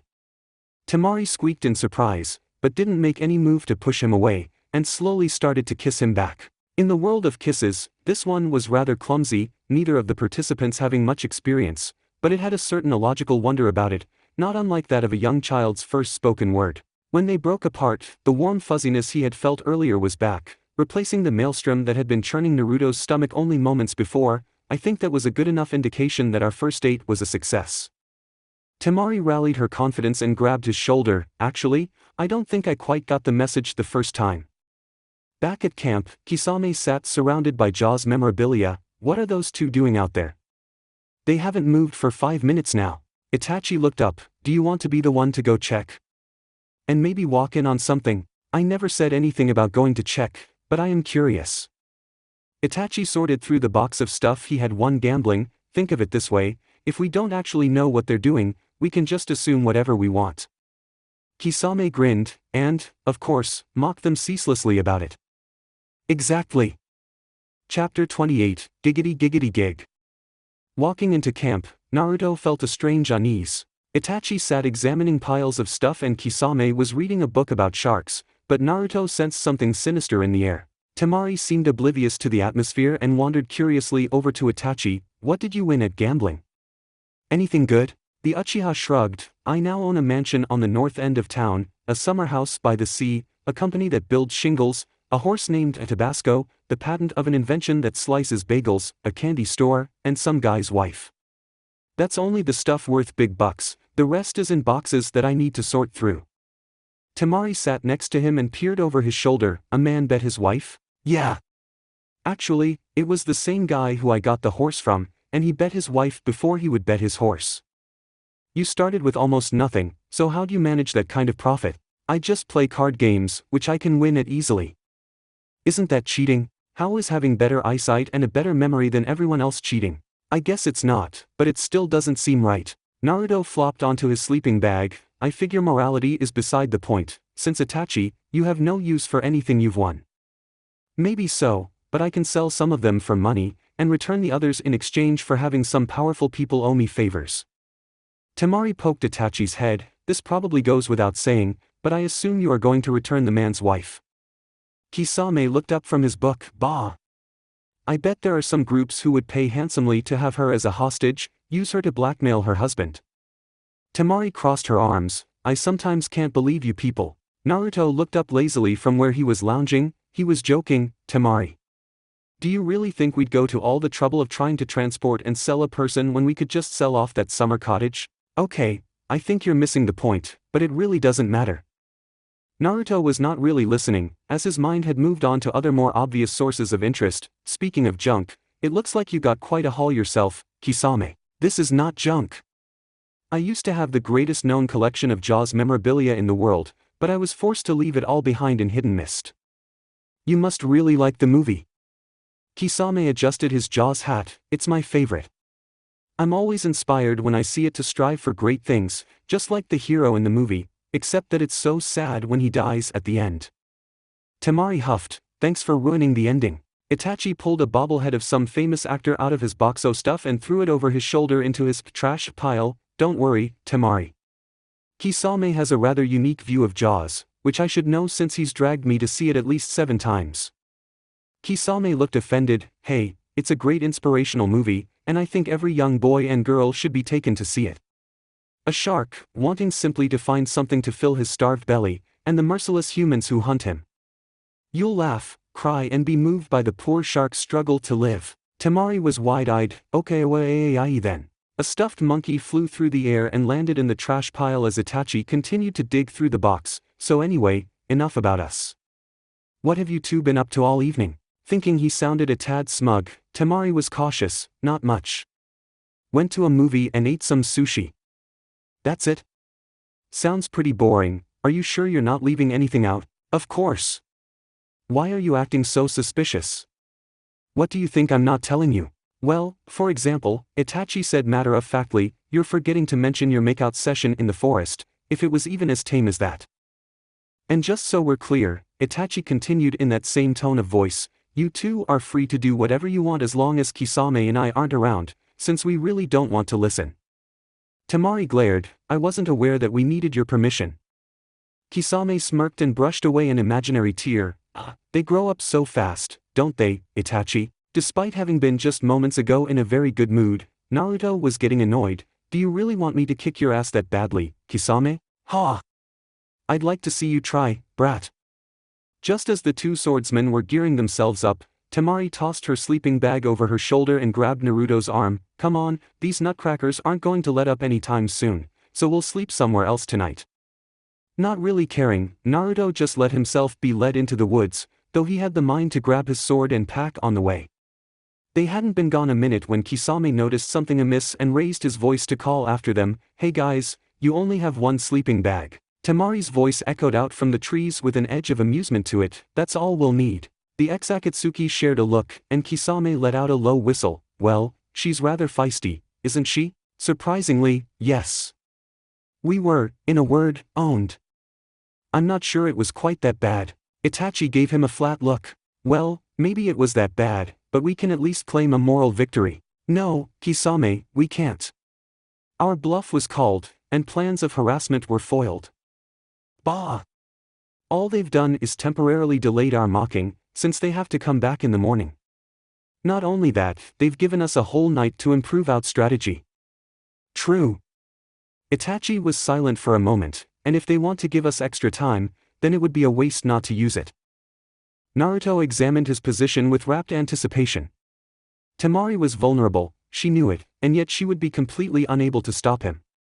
He moved in for the kill, barely able to retrain himself. Your precious bishop is mine. Check, bastard. The sleeping bag had been fully unzipped and laid on the ground like a picnic blanket, in the center of which now sat Naruto's chessboard. Are you ready to concede yet? I have checkmate in 2 moves. I need time to think. That, Naruto said pointedly, was what you said about your last move, and yet after 5 minutes of thinking you moved exactly where I knew you would and brought me 1 move closer to checkmate.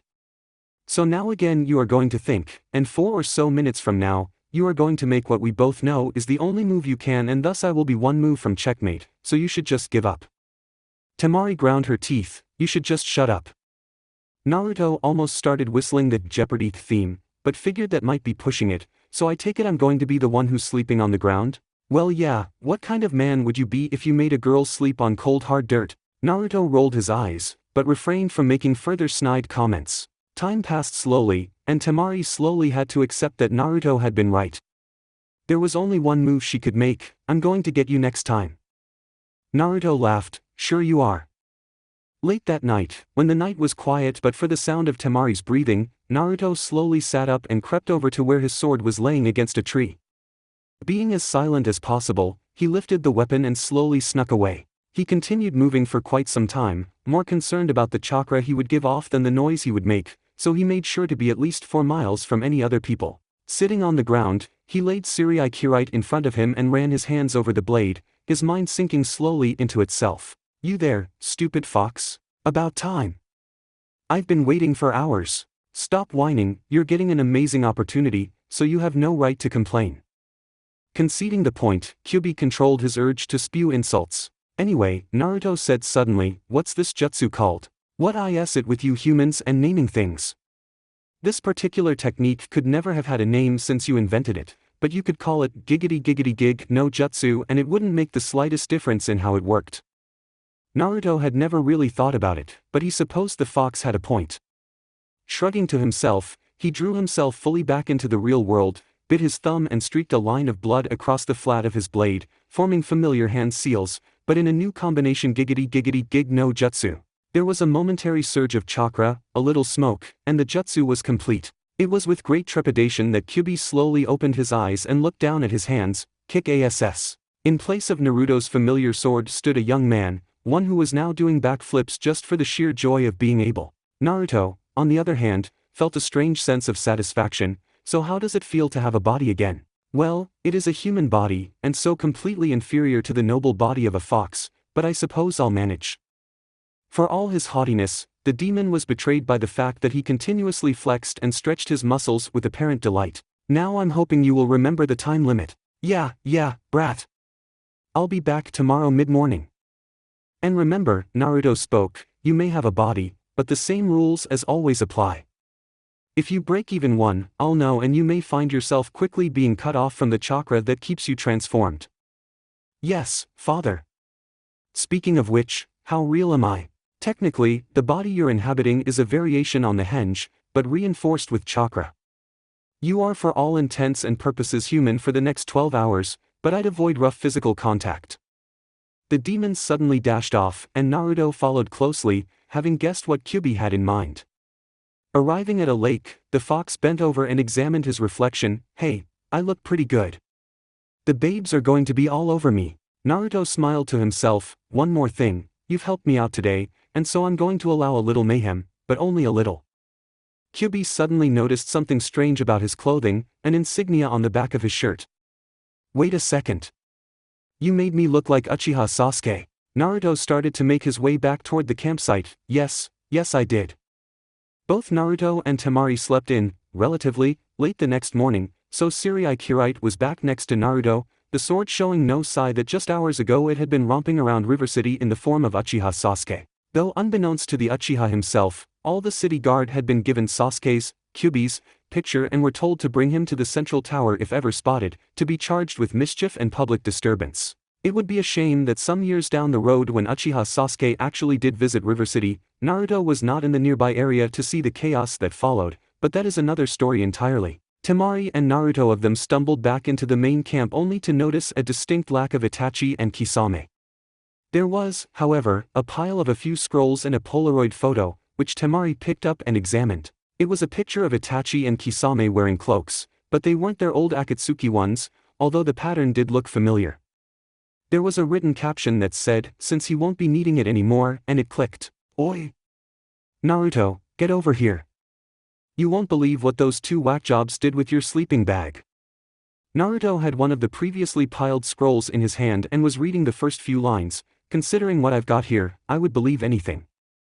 It appears that your sleeping bag has been made into clothing, though how the two of them managed to pull it off in one night is beyond me. Well, Naruto said, count me as even more amazed because this scroll is, and I quote, the Uchiha and Hoshigaki complete annotated encyclopedia of everything two hormonally charged teenagers might do while alone in the forest with just a large sword and Naruto's pack. Creepy. What's really creepy is that they knew exactly what was in my pack. And I mean exactly, down to every last used gum wrapper. Temari grabbed one of the other scrolls. Apparently one wasn't enough, because here's TUAHCAOETHCTMDWATFWJLSNP Volume 2, and I'd bet that's Volume 3 on the ground there. They managed to fill 3 scrolls. They must be a lot more creative than we are, since all we really did was play chess and sleep. So they managed to sew 2 cloaks from a sleeping bag and come up with and write 3 scrolls worth of ideas which I suspect are mostly sick, twisted, or both, all in one night. Naruto took a look at the photo. No one takes stupid jokes more seriously than Kisame and Itachi. They're probably not here because they wanted to get some sleep somewhere we wouldn't find them. Temari crushed the Polaroid in her hand. Well, I'm going to find them, and they'll be damn sorry when I do. She paced back and forth fuming while Naruto read the first scroll with no small amount of amusement. Well, you have to at least give them credit for sheer effort. The boy tilted his head to the side as a kunai whizzed by his ear. Okay, so maybe you don't.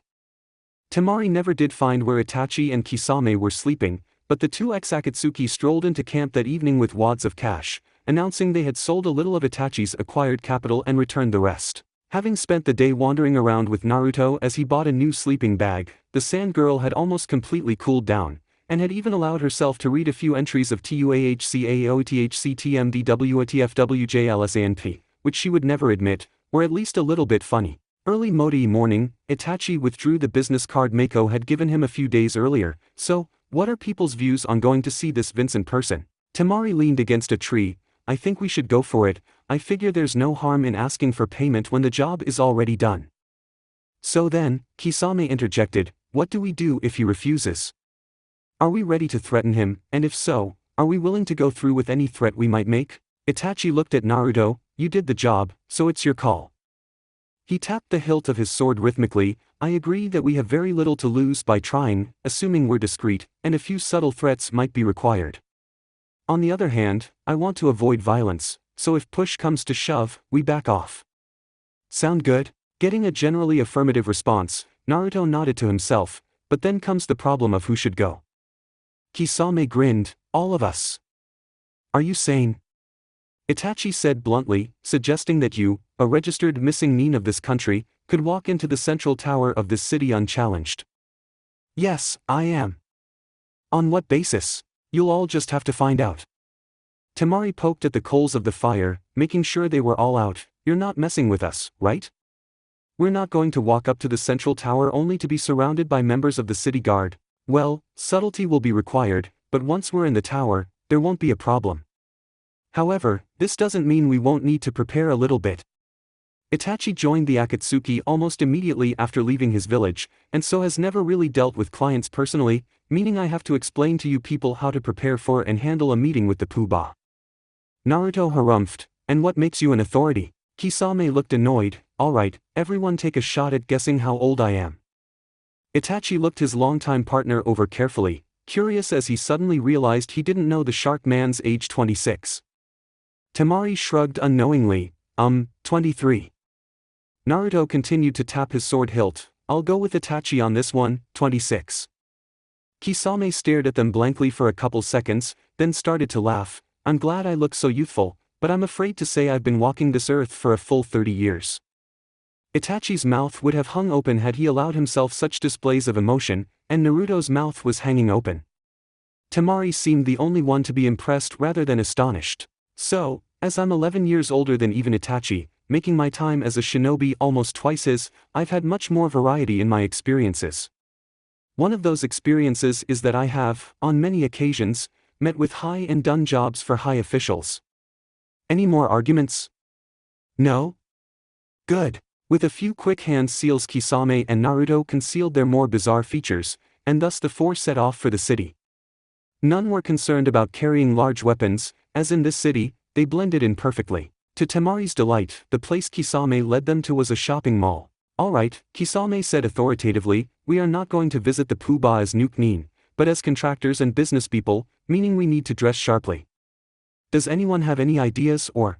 Suddenly a dark suspicion popped into Kisame's head as he recalled that he had never seen Itachi wear anything other than a black shirt and black pants, whereas Naruto wore only a navy vest and black pants. We might have a problem here. Kabuto and Sasuke arrived at their Mark's estate and almost immediately realized why the Akatsuki had been the ones to take this mission. Not only was the estate crawling with guards, there were dogs everywhere. Sasuke observed their motions and immediately guessed the dogs' purpose. They're sniffing the guards to make sure no one is an imposter using henge. Kabuto shook his head. Those dogs can't have been easy to train. That kind of expense paid suggests our Mark is expecting assassins. Activating his Sharingan, Sasuke almost fell out of the tree. Shit. There must be 20, 30, 40, more than 40 genjutsu traps. We step on the wrong blade of grass and alarms are going to go off while we try to get out of whatever genjutsu it is. He released his Sharingan and rubbed his head. There's so much it's disrupting my vision. So we're rethinking the chop the guard on the neck and take his place approach? Rethinking? We're trashing it. This mission is going to require much more deviousness, which is probably why they gave it to my brother. And of course, now you're going to give it your all just to prove you can do anything Itachi can. Sasuke smirked, damn straight. It had been a unanimous decision among those whose votes counted, Kisame and Temari, to go with suits since kimonos made Itachi look too feminine and made Naruto and Kisame just look weird. For the sake of consistency, Temari was told she would have to dress likewise, but she secretly preferred Western suits to kimonos as well. Itachi and Naruto appeared perplexed by the black suits they were given and eventually came out and asked where the shuriken holsters were. This was followed by a long involved description of exactly what a suit was, how to wear it, and why it didn't have shuriken holsters. Temari then dragged Naruto off to get his haircut while Kisame shopped for sunglasses and every female within sight range swamped Itachi. Arriving back 15 minutes later feeling refreshed, Naruto discovered Itachi reaching his breaking point as girls of every age surrounded him to stare and or drool and or grope. Suspecting that any moment now Itachi would grab a kunai and get stabby, Naruto made urgent gestures suggesting that Itachi make a quick escape to the men's washroom located only 50 or so feet away. A couple minutes later, Kisame emerged triumphantly holding a number of small boxes. Yo Naruto. What happened to Itachi? Even as he spoke, Itachi burst from the washroom like a bat out of hell and made it to the protection of where Kisame and Naruto stood in less than 3 seconds. As soon as he appeared, the girls started to gather, but were held back by the rather imposing men with large swords. Figuring Temari might be a while shopping for herself, Kisame and Naruto escorted Itachi back the store to change back into his regular clothes, after which the three of them wandered aimlessly around the mall. Eventually, Naruto got bored enough to start wondering that if one swallowed a kunai, would one die from suffocation or blood loss first? He figured suffocation, and was just starting to consider testing this theory out when Temari appeared carrying various bags and appearing absolutely ecstatic. Naruto glared, "Nice of you to hurry, since we weren't waiting or anything." "Oh, shut up. I'm in far too good a mood to be annoyed by you. So then can we at least go now? We've been here for over 3 hours. Yes, we can, though I may go back and look more if you keep whining." Suddenly noticing that Naruto, Kisame and Itachi were already walking away, Temari trailed off and rushed to follow. Later that day, as the four made final preparations, Kisame sat with Temari watching as the other two struggled to move in foreign garments. "It's not fair, is it?" "No," she agreed, "it's not. I mean, between the two of them they don't have as much fashion sense as a bowl of cottage cheese, but once they actually get dressed up." Temari sighed, "Naruto looks amazing, and Itachi could pass as a friggin' model. Makes me want to go become a nudist. Everyone is equal that way." This comment immediately caused all movement within 30 feet to cease. Birds stopped chirping, bees stopped buzzing, and the wind stopped blowing. After a moment of realizing everything had gone quiet, Kisame looked around blankly. "I was being sarcastic, you know." Unfortunately, the damage had been done as each person tried vainly to rid themselves of the mental image. Temari shook her head violently. "Let us never speak of this again." Kisame coughed. "Well, fine then, I was just making a joke." Itachi was rubbing his temples as if plagued by a headache. "Next time, please make your jokes out of earshot. Some people have no sense of humor." Naruto snorted with amused derision. "Some people have no sense of decency. Well, some people are just stupid." "Hey, I don't need to take that from a guy who looks like he belongs in an aquarium." "Ha!" This coming from someone most suited for a zoo cage? As the two started into what Temari suspected would be a rather long exchange of insults, she gathered up her own purchases and made her way to one of the many nearby lakes. Never having been one to care much about fashion, she was nonetheless overjoyed at the thought of now having something other than her shinobi uniform. She dressed quickly so as not to make the others wait, but fortunately for Temari, she had underestimated how long Kisame and Naruto could maintain a stupid argument, for not only were they still at it when she finally made it back, they appeared to be nearing the point at which swords would be picked up and landscapes devastated. Figuring the two of them should have gotten it out of their systems by now and were probably just angling for an excuse to pick up the aforementioned swords so they could devastate the aforementioned landscapes, she intervened. "All right, quit it. Kisame, weren't you just telling us a few hours ago how experienced you are? Shouldn't you then also have an equal amount of maturity to go with your experience?" Kisame rolled that thought around in his head for a few seconds. Well, yes, I should, but that doesn't mean I do." "Pfft, and you're supposed to be our role model?" Kisame turned to deliver a witty retort but stopped when he saw her. "Well now," said in wonderment, "and all this time I just assumed your hair was stuck in those 4 spiky ponytail things." Temari flushed. "Don't be stupid. I just do it that way so my hair never bothers me." Kisame pouted slightly at being rebuked, but suddenly brightened again. "Hey, we have to do our thing." Nothing happened for a moment, then, as if cued by some silent maestro, the three reached into their breast pockets, pulled out sunglasses, snapped them open with a flick of the wrist and slid them smoothly on, all in perfect synchronization. Temari burst out laughing. Kisame stood thunderstruck, then he and Naruto both cursed and passed some money to Itachi, which the Uchiha collected smugly.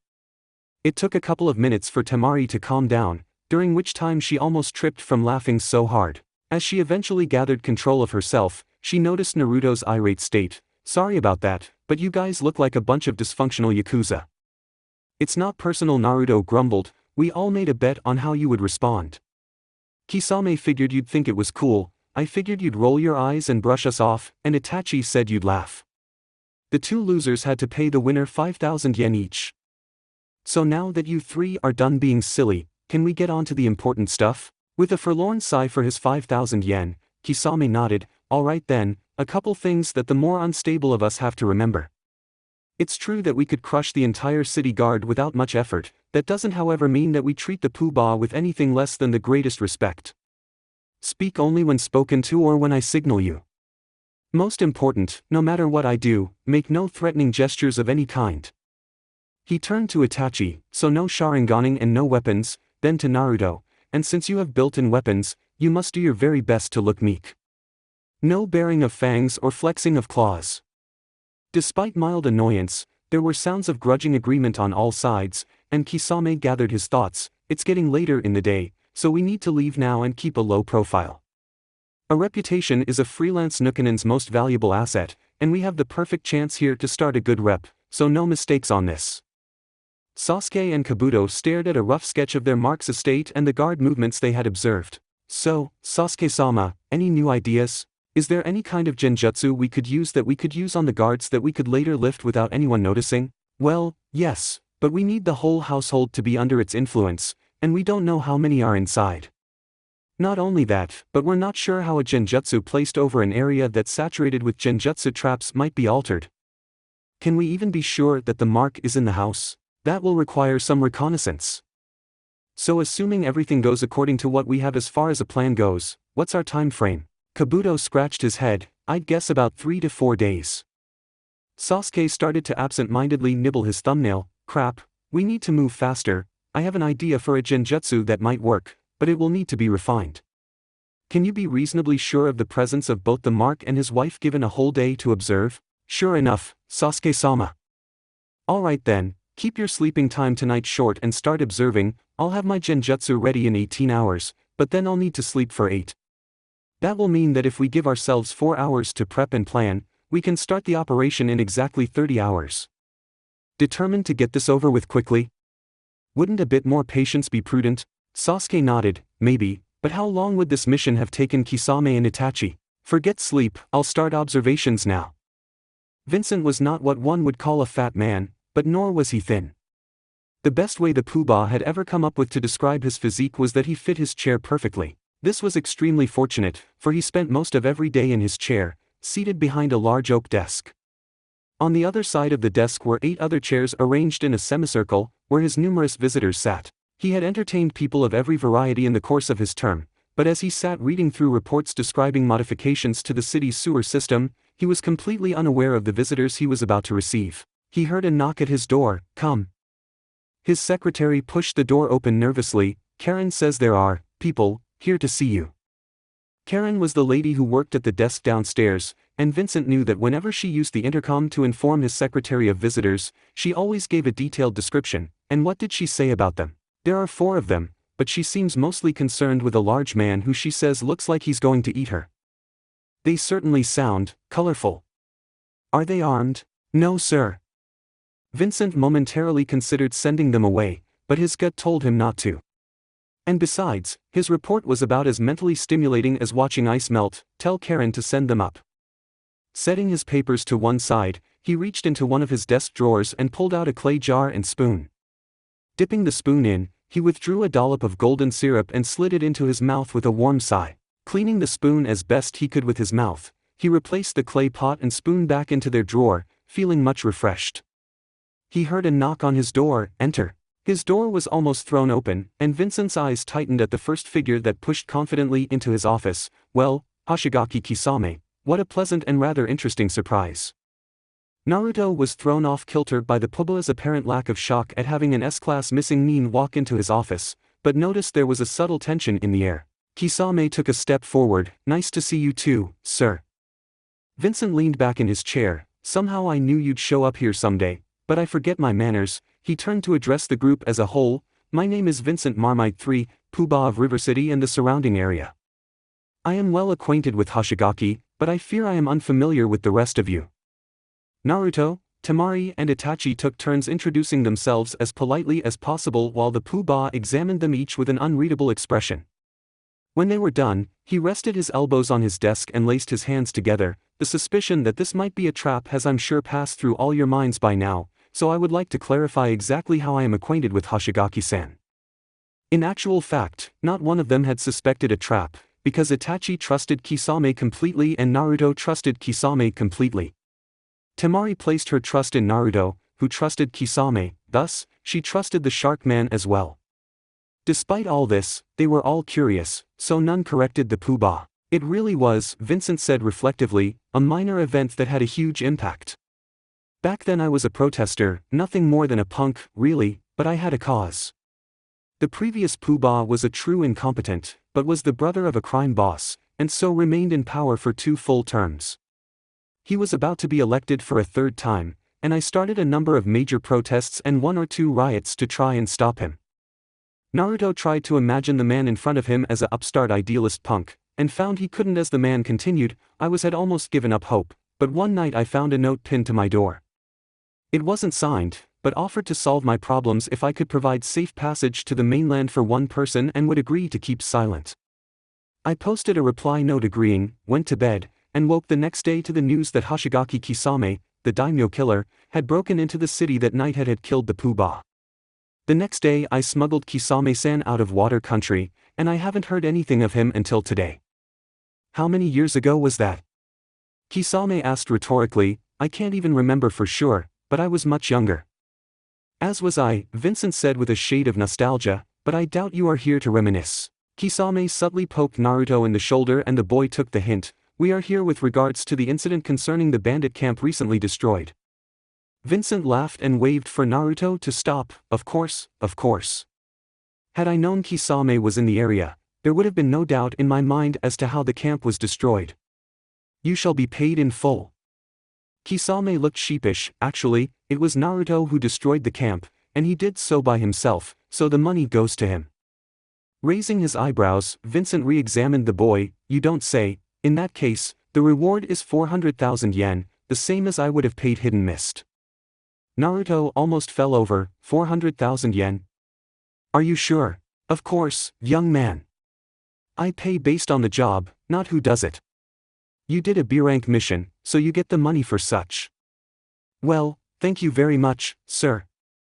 In a much better mood than he had been in for quite some time, the poobah grabbed up his clay pot again and ate a spoonful of the tasty contents, causing Naruto to lean forward. Is that honey? Why yes, it is, and now that our business is concluded, I fear I must reintroduce myself, because although I am technically Vincent Marmite blah blah blah, my friends, and I hope I can count Kisame's friends as my friends, call me Vinny. He slurped down another spoonful of honey with a grin. Vinny the Pooh.